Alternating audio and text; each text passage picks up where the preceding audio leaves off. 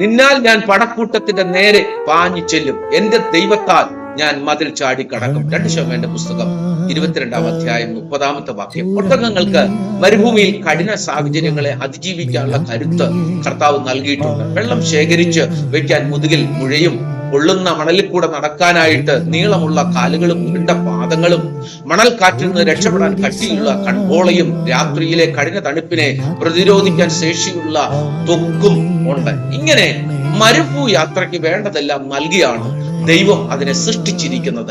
ഒട്ടകം മരുഭൂമിയെ ഒഴിവാക്കി യാത്ര ചെയ്യുന്നില്ല. പ്രത്യുത ലഭിച്ചിരിക്കുന്ന പ്രതിരോധ ഉപാധികൾ അത് പ്രയോജനപ്പെടുത്തുന്നു. നാമും ഒരു യാത്രയിലാണ്. ലോകത്തെയോ കഷ്ടങ്ങളെയോ ഒഴിവാക്കുവാൻ നമുക്ക് സാധിക്കില്ല.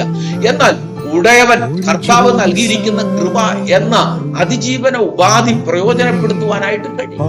അതിജീവിച്ചവരുടെ വലിയ വിവരണങ്ങൾ നമ്മുടെ തിരുവെഴുത്തിൽ വചനത്തിനകത്ത് രേഖപ്പെടുത്തിയിട്ടുണ്ട്. ഒറ്റപ്പെടലിൽ നിന്ന് യോസേഫ്, കടഭാരത്തിൽ നിന്ന് പ്രവാചക ശിഷ്യന്റെ ഭാര്യ, കണ്ണുനീരിൽ നിന്ന് രൂത്ത്, തകർച്ചയിൽ നിന്ന് യോബ്, രോഗത്തിൽ നിന്ന് രക്തസ്രാവക്കാരി, ഇവരെല്ലാം അതിജീവിച്ചത് ദൈവത്താൽ, കർത്താവിനാൽ ആയിരുന്നു. ക്രിസ്തുവിൽ നമുക്കും വസിച്ച് ജയാളിയായിട്ട് മുന്നേറുവാനായിട്ട് കഴിയും. അതിനായിട്ട് പ്രിയരെ, കർത്താവ് സഹായിക്കട്ടെ. കർത്താവ് അനുഗ്രഹിക്കട്ടെ.